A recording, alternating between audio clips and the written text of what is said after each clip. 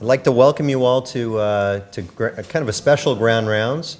This is the first time, I've only been here for a couple of months. My name's Sunil Rao, and I'm the new director of the Division of Biostatistics in the Department of Epidemiology and Public Health. We run our own seminar series in biostatistics, but we were given this sort of special opportunity by Dr. Chapiznik when a Grand Round spot opened up, and it was really a nice opportunity for us to showcase biostatistics on sort of a grander scheme than we would typically do that. So thank you all for coming. It's a real treat today. We've got a real special speaker. His name is Jeremy Taylor from the University of Michigan. He what I would consider to be is sort of your consummate biostatistician. The ability of blending biostatistical methodology with medical science and in informing medical science using biostatistics. Jeremy's been at the forefront of this for years, and he really walks and talks what all of us in biostatistics try to strive for. So you're really in for a treat in terms of the kind of work that he's going to show you. I'll read some customary information on Jeremy that I got off his webpage. So he is the Pharmacia Research Professor of Biostatistics, and he's a professor of Radiation Oncology in the School of Medicine at the University of Michigan. He's also the director of the Biostatistics Core in the Cancer Center at the University of Michigan. He got his bachelor's degree in mathematics from Cambridge University, and then he moved to Berkeley to do his PhD in statistics. He was on faculty at UCLA Department of Biostatistics for about 15 years, and in 98 he moved to the University of Michigan. He's also had visiting positions in Cambridge, at the University of Adelaide, and in Bordeaux, France as well. To give you an example of how his work has been recognized outside of just the field of statistics, not only is he a fellow of the American Statistical Association, but he's also a winner of the Mortimer Spiegelman Award from the American Public Health Association and the Michael Fry Award from the Radiation Research Society. So really his work spans a great deal of breadth.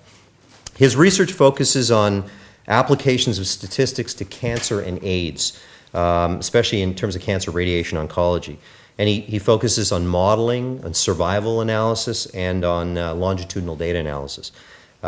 His work in radiation oncology is really focused on the effect of fraction size, total dose, time and volume on the biological response to radiation.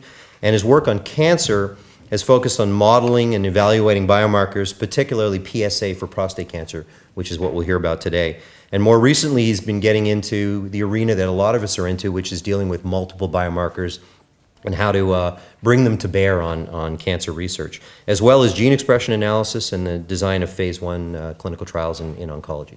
So it's a great pleasure to have Jeremy here. I want to make sure. Your talk here, so I can give you the title of the talk. Okay, so it's Individual Predictions and Validation Using Statistical Models in Prostate Cancer Studies. Welcome. All right, thank you for the...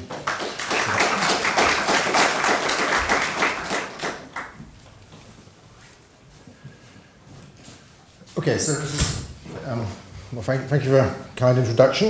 It seems like I got a bit to live up to here, so I'll do my best. So as Sunil said, I'm a statistician, so I'm going to talk about some work I've been doing in prostate cancer, and I'm going to start by giving sort of an overview of sort of what my perception of what models might be used for, prediction models in medical settings, and then get into some fairly details about a particular model that we've built in a particular application.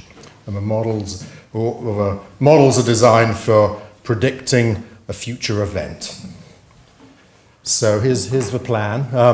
Talk generally about prediction models, then talk about prostate cancer a little bit, talk about the motivation here, and then sort of a statistical part is for sort of how to combine longitudinal data and event time data, and then get into particular data sets and have a website which we'll go to and play with. And then if I have time, I'll talk about sort of trying to validate the models. So what are models in this sort of setting? So prediction models. So I'm thinking of things which are equations or algorithms to predict something in the future and may require quantitative input and they're going to provide quantitative output usually. So I'm thinking of giving a probability of something rather than just saying high risk, low risk. And so some examples, probably some of you have heard of these. Framingham risk score, gives you something about heart disease in the future. Gale model predicts whether you're a carrier of predicts lifetime risk or risk for breast cancer up to a certain time in your life. BRCA Pro predicts whether they think you're a carrier of BRCA mutations. Mike Catan at Cleveland Clinic's built just tons of models relating to prostate cancer risk, and he calls them nomograms. So, PCP calculator, risk of prostate cancer based on various characteristics. And then Oncotype would be another sort of model where gene expression data gets fed in, and it's sort of a prognosis model for breast cancer disease recurrence. So lots and lots, hundreds and hundreds of examples out there on the web. So this is sort of a type of model I'm thinking of. So there's input required, and they predict something about you, about the future. So most of these models give probabilities. So they say 20% risk of heart disease, something like that, or 80%. So that's sort of the extent they go. They don't tell you what to do necessarily. They just give you a probability or put you in a category. So so that's supposed to be the aid to decision making. It's not telling you what to do, but just summarizing information in terms of a probability. And they don't need to be mathematically simple. I mean, if it's on a website, you really don't know what's going on behind there, and some of them are simple and some of them aren't simple. And so they don't need to be, and in fact, probably simple ones aren't necessarily the best. Most are prognostic in the sense that they're just giving you the risk of something. They're telling you, under a standard procedure, standard follow-up, what's the prognosis. But some of them are what are called predictive. So that's a little bit involving treatment. What would the outcome be if you took this treatment? What would the outcome be if you took that treatment? So that would be sort of predictive models. So they're all predicting something. So most of them are cross-sectional in the sense that you collect a sort of a cross-section of data now and you predict something in the future. So the one I'm going to, and most of them use current information, so the one I'm going to talk about, what we built, sort of builds in changes in PSA, a lab marker. So you can imagine an improved version of Framingham, which built in, your history of blood pressure over the last 10 years, and that might be added information. So there aren't too many models which build in history, and because for one reason it's a lot harder to do, but that's what we're going to be trying to do. And most models just consider one outcome. So that there might be toxicity outcomes, there might be efficacy type outcomes. So putting them all together is a more complicated sort of decision process. But most models tend to just focus on one outcome at a time and let you sort of deal with the different outcomes and make judgments on that. So what are they? To my mind, they're just taking data, trying to produce evidence from that data in a quantitative way. And so it's sort of what physicians and healthcare providers do anyway. They take the Framingham risk score, you'd look at their blood pressure, you'd look at the age, look at the smoking history, filter in your mind and make a decision or make a sort of categorization. So these are just sort of evidence-based ways of taking data, coming up with quantitative probabilities associated with future events. And they're for use by healthcare providers or for the patients. And then another use is clearly entry criteria for studies. If you're at high risk for something, you're more likely to be in a research setting enrolled in a study. So the inputs can be simple. So Framingham would be a simple input. They can be more complex, like BRCA Pro requires family history of breast and maybe even ovarian cancer, I'm not sure. So there's sort of different levels of complication, and simple is good if you want people to use it. It's not necessarily ideal if you want the model to be as good as it can be. So sort of dumbing it down might make more people use it, but probably the quality of a prediction is going to be less good. And so you have to build these models and you have to sort of check they work. So there's model building. So there's sort of developing equations, algorithms, whatever. So usually you need a big training set, big set of data to do that with. And then you have to validate them, and there's different styles of validation, internal validation. So if you build a model on the same, if you try to validate a model on the same data you built it from, there's dangers in doing that. The model will look better than it really will be on the next data set. There's you can actually do it using cross-validation and do it correctly, but it's hard. So the best thing is take another data set, does it work on the next data set, collect a different institution, So that's perfect. So both of those are statistical tasks, and they're not necessarily easy. Okay, so that was sort of a general scheme of sort of the outline of style of models I'm talking about. So now a little bit about prostate cancer before we get into the very specifics of a model I've talked about, I'm going to present. So many of you probably know quite a bit about prostate cancer, or a general awareness of prostate cancer. It's common cancer for older men. It's one of the more slower growing cancers. In fact, I don't know, most people who get prostate cancer die of something else, so it's not one of the most aggressive cancers, but it's a serious problem. A lot of people, if you get metastases, it's not good news. The treatments for localized disease are radiation therapy, surgery, or more these days, watchful waiting. And so what I'm going to be talking about is only the situation of people who get radiation therapy. So I've got a model for that setting for patients who got radiation therapy without hormones at the same time.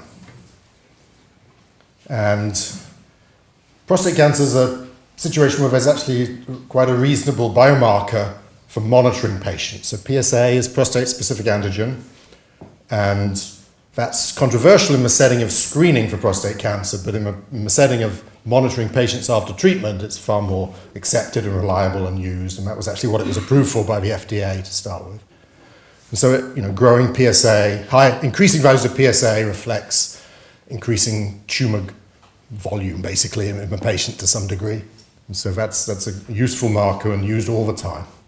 And it's used so much as definitions of endpoints based on PSA, things like 3 consecutive rises, sort of ad hoc rules for what the pattern of PSA looks like, announced by chemical recurrence if it's going up fast or to a certain level.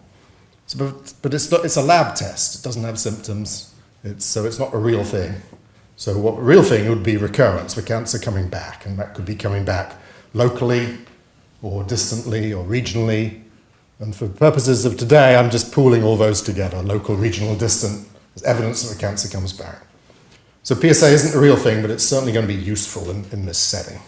So the model is all about going to be using PSA to help predict the clinical recurrence. So here's data from patients, and so you'll see a few plots like this. So the vertical axis is PSA on a log scale, and the horizontal axis is time from the end of radiation therapy, and so there's many years of follow-up here. And the typical pattern of PSA is it comes down about a year, and then it either stays down, which would be sort of a lower graph, or it starts to rise. And if it starts to rise, it's sort of an indication that the cancer may be coming back. There's no detectable cancer for these patients, but that's sort of a pattern. And another thing to notice is that it doesn't start to rise and then gradually super accelerate or drop to zero. Once it's sort of rising, it tends to go on rising. So it's a fairly predictable, which is actually an important feature for the models. Okay, so the goal here is to develop a website which can, a patient like the patient at the top here, who has a rising pattern of PSA, is almost certainly getting quite anxious about whether the cancer is going to come back. So they can go to this website, enter their data, and get some sort of prediction of what's likely to happen in the future based on their data and their characteristics. And so there's this website, and the healthcare provider or a patient has to enter. The inputs are baseline characteristics like the stage of a disease, and then the post-treatment measures of PSA. So they all get entered. And then the website does its thing and comes up with a quantitative prediction about the future. And so here's a mock example, and we'll have some, when we go to the website, we'll see more of this sort of thing. So a patient was treated in 2003, localized prostate cancer, radiation therapy. And they had various pre-treatment characteristics. So there's PSA pre-treatment, so that's moderately high, T-stage, Gleason grade, that's what it looks like under a microscope. Certain dose of radiation got delivered, and we're now sitting in 2010, and up to now they haven't had any clinical recurrence. So that's 7-8 years. That's good. Remember, I do have this series of PSA values, so you'll see this pattern. It goes down, got to 1.1, and then it's starting to creep back up again. So that's sort of not terribly good news. Maybe anxious patient here. So then we're saying, given that information and today's date, what's the probability of a cancer coming back within 3 years of today clinically? And so what the scheme here is, we've got a whole bunch of data of patients like this, we've built some models, we've learned something from that data, we're going to plug in what we've learned from the training data with this new data I just showed you for this one patient, churn the handle in the model, and it comes up and says 22%. Probability of prostate cancer clinical recurrence within 3 years, 22%. And so that's the goal, and that's sort of the end of it as far as what I'm going to show here, or what we're going to do with it. So that's sort of just talking about what the next steps might be.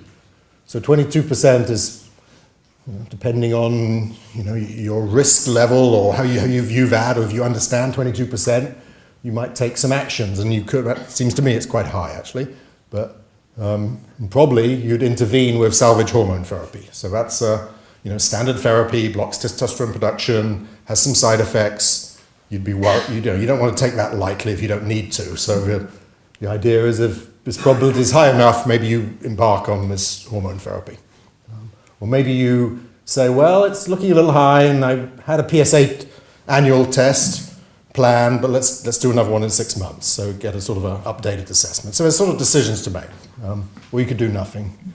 So this talk's going to be about how do we get 22%, and hopefully I've got time, how do we validate and show that the model is valid.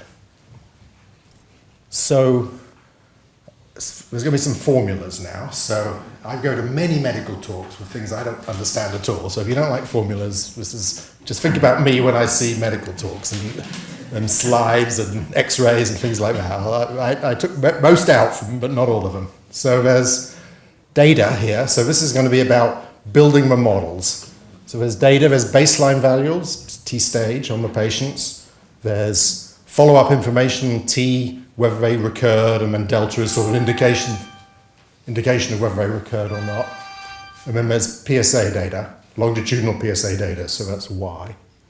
So in this setting, recurrence and PSA are, after the treatment, they're both responses. We have to think about sort of models or equations for both those responses. And they're linked. PSA and recurrence are linked. So if the patient in my training data has a recurrence, delta will be 1. And if they're just been followed for 7 years and no recurrence, delta will be 0. So it's the indicator of recurrence. Indicator of recurrence. So I'm going to build models both for PSA and for recurrence, and they're going to be linked. So there's going to be a longitudinal model for the PSA patterns, and it's going to have random effects, which are sort of allows different patterns for different people. And then there's going to be a model for the time to recurrence as it depends on that pattern of PSA. So that's going to be a time-dependent proportional hazards model, or sort of a time-dependent Cox model. And you can fit those models and get the usual sort of parameter estimates, hazard ratios and stuff. I'm not interested in those. I'm just going to be interested in using these models for prediction purposes for an individual patient. So here's the type of data we've got. This has come about after working with various people and clinical colleagues who have colleagues at other institutions, and we've worked with them to get the various data sets. So I'm from Michigan, and most of these patient series are just all patients we saw in the last 15 years at our institution who were treated with radiation therapy. So we've got a few thousand patients here generally, and I've split it up into a training data set and a testing data set. And to give you an idea of a PSA data, there's lots of this data.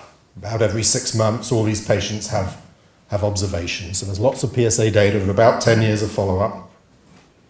And for the endpoint, the recurrence data, as I said, not that many people get recurrence. So only 15% of the people get recurrence in these data sets. So it's not that common. And so of the people who don't get recurrence, some died of other causes, and some are just at the end of a follow-up period. And there's a complication which is, I'm not going to go into, but many of these patients actually got hormone therapy before they got the recurrence, so that has to be taken care of. And sort of another talk how to do that. Okay, so more pictures. So these are line plots of about 20 people. Again, log of PSA on the vertical, time since radiation therapy on the horizontal. Each line is a patient's pattern of PSA. On the top left is people who went on to get recurrence. So at the end of their line, more or less, is when each of those patients got recurrence. And so you'll see some structure and some heterogeneity too. Everybody comes down, basically, and then they go up at different rates. So that's sort of characteristic of recurrence. On the right-hand side are people who haven't had a clinical recurrence, still in follow-up. So they also came down, but they basically stayed down. So this is the majority of the patients. And then group C, are people who opted for or were given hormone therapy, salvage hormone therapy before the recurrence. And so they also have this increasing pattern, and that was the reason they got hormone therapy, because PSA was going up. So that's sort of a typical data. And so the model is going to think about patterns of PSA, and there's going to be heterogeneity between individuals, and things like T-stage and the like are going to impact that pattern or expected pattern. And then the clinical recurrence is going to depend on, so the rate of recurrence at any instance is going to be a function of the PSA value, how fast PSA is going up there, and the baseline variables. So I'm going to show you, this is a picture of a longitudinal model, and I'll get to the equations in a second. But so this is sort of the assumed shape of PSA pattern for everybody. So here's a line here. So what you get to observe is this line plus a bit of noise added on for each patient. And the features are, this initial drop and then a sort of linear line on this is a log scale. And so what tumours grow vaguely exponentially, so linear on a log scale makes a lot of sense here. And what is different is each patient can have their own starting level, their own amount of drop, and their own rate of increase. So with that flexibility, you can fit the sort of data we saw before. And also these levels and drops and rates of increase can depend on the pre-treatment characteristics. So that's sort of the essence of a model in words. And I could explain every single equation here, but I probably won't. But this is sort of a mathematical form. Log of PSA has some true value plus noise. The true value has a starting point, a drop, and a linear increase. Putting those together, and the little subscript I means they vary from one patient to the next. So it's a random effect model. We allow for sort of outliers can be accounted for, and there's a mean structure depending on the baseline characteristics too. So that's sort of a standard random effect model. So then there's a hazard model. So this is the event happening, the recurrence happening. And this is a Cox-type model, and so the terms here, you don't need to go through too much of the details, but it depends. Instantaneous failure rate for getting recurrence at any time. This says it depends on the PSA, it depends on the slope of PSA, depends on the pre-treatment values, and here's an adjustment to take account of people who got salvage hormone therapy. So this is sort of a model which is quite, the style of this model is quite common in statistics. And the most important feature here is the slope of PSA. That was the driver, the most important determinant of the recurrence rate. Okay, so that's the model, and it's a complicated model, and and this isn't something you can go to Stata or SAS or something and fit. You have to write code, and this is what graduate students are for. And and it is. In my case, it definitely is. And it took about 18 months to get this to really run properly. There's a lot of tender loving care needed to get these things. So if you're thinking your lab tech can go and do this in a couple of days, it's not going to happen. So there's different aspects to this model, and there's the things we were just talking about, those phi's and omegas. Those are sort of population parameters. And then, as I said, each person has 3 determinants: a starting point, a drop, and a rate of increase. So those are called Ri.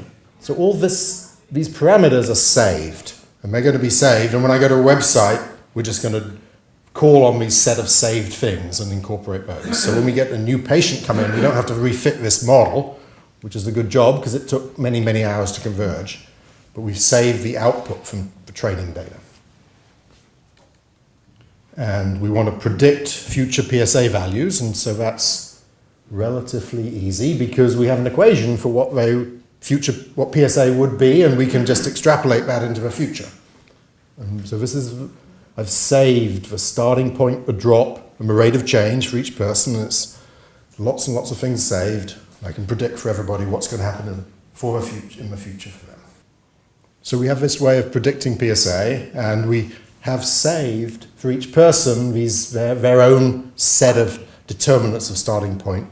So we have lots of those saved, and they're all sort of plausible. We have a whole range of values saved for each person. They're all plausible, and so we have sort of plausible patterns for PSA. So this is sort of trying to take account of the uncertainty. So if I go to just a couple ahead, this is a prediction for a person who entered the data, which is the red pluses. So I don't know, 6 or 7 data points, and then where this green line is the today, and so the blue shaded region is sort of a range of where PSA might be in the future.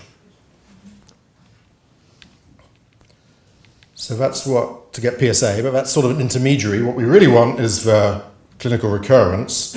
So this is probably the most technical part. So we're being what's called Bayesian here. So we're actually going to integrate out the parameters so we can get, so this is just the first equation. I'll try and walk you through it. The probability of recurrence within the next A units of time, given you've made it to today. So given you've made it today, it means T bigger than today, and the PSA and the baseline variables. So this is sort of a residual time. What's the chance, given you've made it to today, with your data, of something happening in the next A units of time? And we can express that as a sum over saved random effects. And those formulas, conditional on the random effects, require some integration of this hazard function, and this has to be done numerically. And so it's messy computationally, but it's doable. Okay, so I have a mechanism, algebraic mechanism for getting the probability of the event within any unit of time. So we showed that one. So if this is a person whose PSA is going up really rather fast, so for that person you'd expect the probability of recurrence to be quite high. And so this graph, this line here, shows from today out to 3 years the probability of clinical recurrence. And so at 3-year mark, it's about, what, 55% or something. So that's a pretty high number. So that's supposed to be, that's the useful information to help make a decision from. Okay, so here's another picture. So this is a patient who has, PSA comes down and stays down, projected to stay down. And so this person has basically no chance of recurrence according to this model. So it reacts to the pattern of PSA is the point here. And here's one where there's very little follow-up, less than 1 year follow-up. We really don't know what's going to happen in the future. And so that gets reflected in those curves.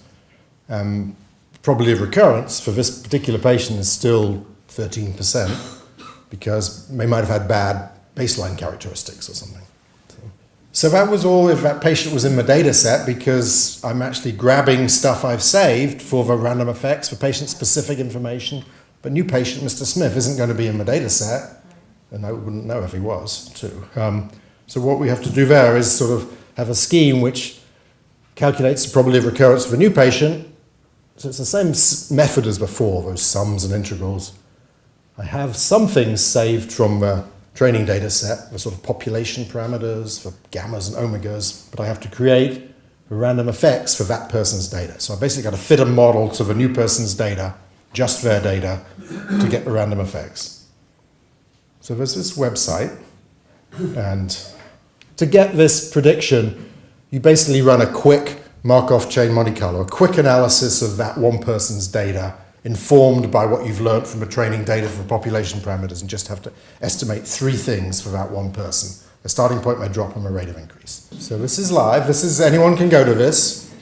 There's some number of users. It's not as many as I'd like, but so you're a patient, you're a healthcare provider, you get to enter information about you. your Gleason grade, your T stage, so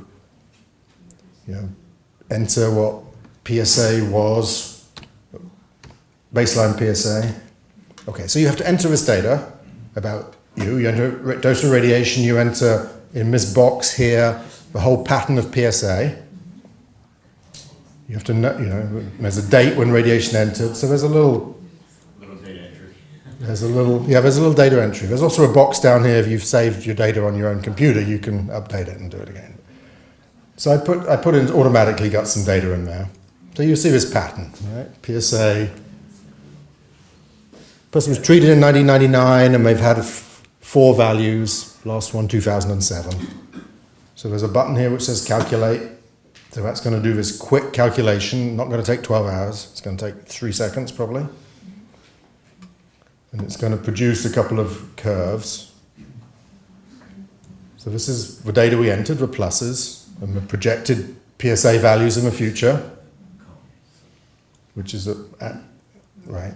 And the real thing is here. So don't worry about the red region. There's a line in the middle here, which says about 20% for the predicted probability of recurrence for that patient.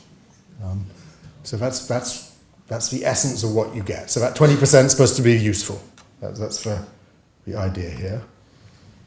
And if I changed that last value in 2007 to 12, say, right, that would be a high value. Hopefully it's going to respond and say, whoa, this isn't looking so good. Still, they don't have a clinical recurrence. So you press calculate. Well, something else happened here too. So it came up with some warnings that said, your data doesn't really look like the data we've seen, but we've built it on. So there's a lot of little checks in there to sort of make sure people aren't as inputting or warning them if they put in what we think isn't very reliable data.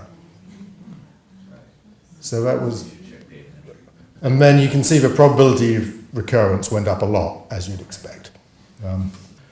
So I put in 12, so we change that to, it'll detect other things too. So I put in a bad value in the middle there. But you never see data like that. So that's an outlier, so I'm hoping it'll detect it. Yeah, so there's some red print showed up. Right, and it doesn't look like it fits very well, right? The top curve. And somehow it thought that was now a less chance of recurrence. So here's a quiz question. Is anyone here a prostate cancer physician? No one's owning up anyway. So there's 8.5 was the original PSA. So I made that 28.5. So that person looked worse coming in. What do you think? Do you think the risk's going to look higher or better? So you could say it might look better because they've come down a long way and stayed down. Or it might look worse because they started off worse. In fact, it's going to look a little better. The treatment sort of seemed to work for them. So it didn't change that much, but it changes a little bit less. So there's websites out there, and so there's sort of issues with this, what to present exactly. So working with people who specialize in health communication a little bit, and they're sort of disgusted with my version of what was a helpful graph. They say, majority of patients aren't really going to get sort of the information the way you've conveyed it in terms of risk. Even they might not even be able to understand risk, but they certainly won't understand the graphs. And so the sort of preferred method by some people anyway is to draw 100 faces and color 22 of them one color and 78 another color, as sort of a way to convey information which is broadly understood and understood correctly. So there's sort of those type of issues and what to present and how to convey it. This is going to be challenging for any patient to do themselves because they're not going to know their Gleason grade from their biopsy in 2003. So this is really for the healthcare provider to have that. Needs to run fast, it does. It's an aid to decision making. So the predictions I'm giving you are probability of recurrence if you don't do anything, if you don't take hormone therapy. But it's sort of But I could also add, or we haven't worked that up yet, what if you started hormone therapy today, and those predictions would be a lot less. And there's sort of issues of how to publicize it, and if we want to. Validation, I'm not sure how much time I've got here, but so what are the uses? One is I've sort of focused on the patient monitoring use. Another thing would be an entry criteria to a study. If that probability was bigger than 10%, somehow it's eligible for a sort of, a new agent which you're interested in investigating how effective it is. You want people who are at higher risk for recurrence in those sort of studies. Okay, so what do I got? About 5 minutes. So there's validation, it's somewhat, well, it wasn't easy to build, but you can build these sort of models, but they may need some confidence. Okay, so there's validation. I've got training data, I got validation data, and it's a little trickier than usual. I'm predicting an event in a short period of time, but it may not happen at all. So the data I have to validate on is also censored data. So it's a little more complicated than standard validation. And so the approach I'm taking is just a graphical approach. So just stepping back a little, pretend I had a binary outcome, yes, no. And I make a predicted probability, call that P hat for patient I. This Hosmer-Lemmerschau way of validating is to take all the people who I predict similar probabilities. So everyone who I say 20% predicted probability, or about 20%, group them together, and then look at, maybe there's 100 people like that, see if what happens in the future for those 100 people is at about 20%. And that would be then valid. So that's sort of the style we're doing here. And do that for people who have 10% predicted probability and do 10 out of 100, get the event. So that's Hosmer-Lemmerschau. So another, just as a side here, another very standard way that people use to validate models is ROC curves, and look at area under the curve. So there's a sort of a problem with this, because if I have a predicted probability for somebody, for lots of people, I just divide all those by 2. So what used to be 20% now becomes 10%. I get exactly the same area under the curve for an ROC curve. So the ROC curve is not good at saying I've got a predicted probability right. It's good at sort of ranking people, but it's not good at assessing whether a predicted probability is correct. Okay, so for the data I have, I'm predicting a survival distribution, a curve. Basically, going to group people together who have similar curves and then see what happens to them in the future. And does it match what I predict? So I'm going to compare the group of people who have similar curves with what actually happened to those curves, with what happened to those people. And so this sort of formally what we did was we built a model on a training data set, which was 2,400 patients from 3 different cohorts. And then we're going to actually do a prediction on the training data, so that should look pretty good. And then we're going to do a prediction on these other data sets, one from Vancouver and one from Melbourne. And so here's the grouping. I'm going to look at, just for illustration, people who've made it to 3 years. So they're still at risk at 3 years. You know their history of PSA. What's the chance of recurrence within a future 3 years? So that's sort of a metric, or a way to group people. And that could either be less than 2.5%, between 2.5 and 10, between 10 and 30, or bigger than 30. So 4 groups who are supposed to be similar according to the model. I'm going to make, then I'm going to look at those four groups and say, well, give them the data up to 3 years, what happened to those after 3 years? And draw Kaplan-Meier plots. So this is the model reapplied to the training data.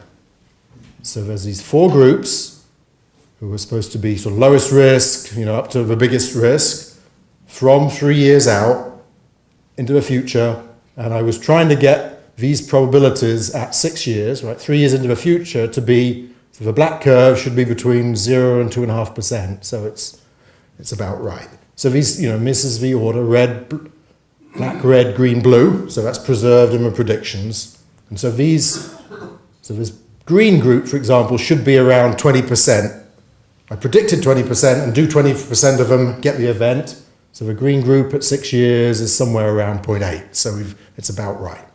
So that was good.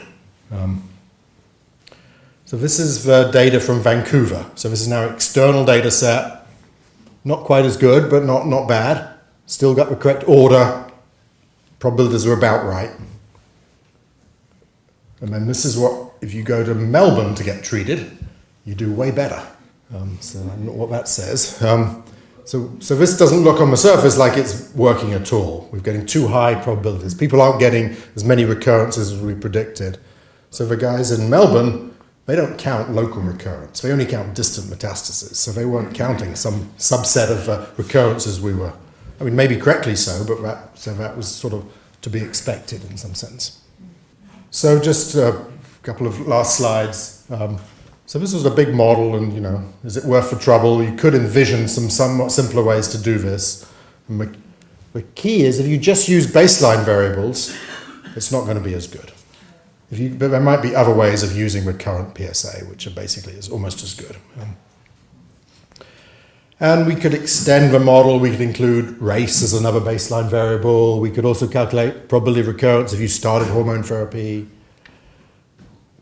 Ideally, we'd like to sort of not pool together local and distant recurrences, because they have quite different implications in terms of a sort of a seriousness. We could also build models for many patients get hormone therapy at the same time they get radiation therapy. So we could build models for that setting as well.